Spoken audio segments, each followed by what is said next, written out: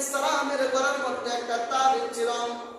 জিবরিল আমিন বললেন, আপনি বলেছেন কাপড়ের কথা, এখন কাপড় পাবো কোত্থেকে? আল্লাহ রাব্বুল আলামিন জিবরিল আমিনকে বললেন, জিবরিল দেখো, ভবিষ্যতে আমি ইউসুফকে নবী বানাবো। ইউসুফের গলার মধ্যে একটা তাবিজ আছে, সেই তাবিজটা খুলবা, তাবিজের ভিতরে একটা কাপড় আছে, সেই কাপড় দ্বারা আমার নবী ইউসুফের সতরকে দেখে দিবা, যেন কোনো মানুষ তার সতর দেখতে না পারে। আল্লাহ রাব্বুল আলামিনের জিবরিল আলাইহিস সালাতু ওয়াস সালাম ইউসুফ আলাইহিস সালামের কাছে এসে তাবিজটাকে খুলে তাবিজের ভিতর থেকে কাপড় দ্বারা ইউসুফ আলাইহিস সালামের সতর ঢেকে দেয়। বাইরে ইউসুফ আলাইহিস সালামকে কূপের মধ্যে, অন্ধকার কূপের মধ্যে মায়াবাতিল চুপি অন্ধকার কূপের মধ্যে ফেলে দিয়ে বাইরে তাকে নিয়ে গেল। ফালাম্মা যাবু বিহি ওয়া আজমাউ, তারা একমত হলো আইয়াজালুহু ফি গায়াবাতিল জুব্বি, তাকে অন্ধকার কূপের মধ্যে ফেলে দিবে।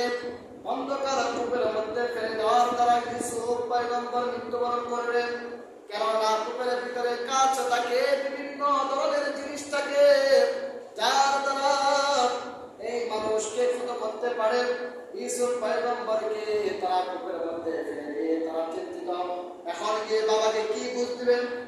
তারা সবাই পরামর্শ করলো, বাবাকে এখন গিয়ে কি বুঝ দিব? আমরা তো বলে এনেছিলাম, ও আমাদের আব্বা, আমাদের ভাইকে ইউসুফকে আমাদের সাথে ব্যবসা খেলাধুলা করবে। আমাদের বাবা বলেছিল তাকে গিয়ে ফেলবে। এখন আমরা বাবাকে কি জবাব দিব? ভাইয়েরা পরামর্শ করতে করতে এক পর্যায়ে তারা একটা পরামর্শে উপনীত হলো, আমরা একটা ছাগল জবা করব। ছাগল জবা করে রক্তগুলো ইউসুফের জামার মধ্যে ভরাবো, মিশা একটা রক্ত, সেই রক্ত তার জামার মধ্যে লাগাইয়া আমাদের বাবার সামনে পেশ করব। এই সমস্ত পরামর্শ যখন তারা করলো, এক পর্যায়ে একটা ছাগল তারা জবা করলো।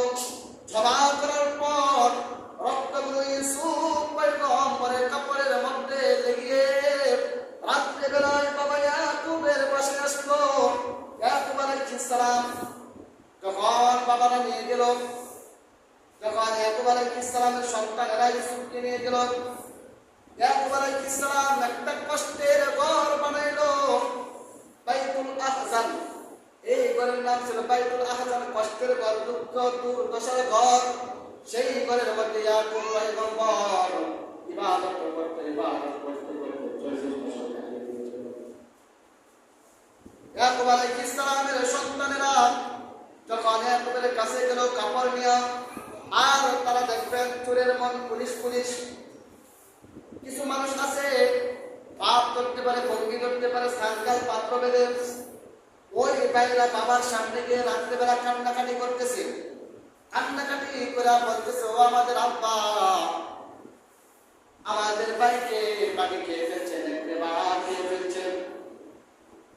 এই কথা যখন বলল, ইয়াকুব আলাইহিস সালাম বলল, তোমাদের ভাইকে বাঘ খেয়ে ফেলছে, তার দলিল কি, প্রমাণ কি? এক পর্যায়ে ভাইরা কাপড়, রক্ত মিশ্রিত কাপড় বাবার সামনে পেশ করলো। বাবা তো আর বুঝতে বাকি নেই, একটা জল কেমন হয়ে গেল। এই কথাটা বোঝানোর জন্য আমি আপনাদের সামনে একটা উপমা পেশ করছি। এক ব্যক্তির বউয়ের সম্পদ ছিল, গয়না ছিল আপনার শোকেসের ভিতরে।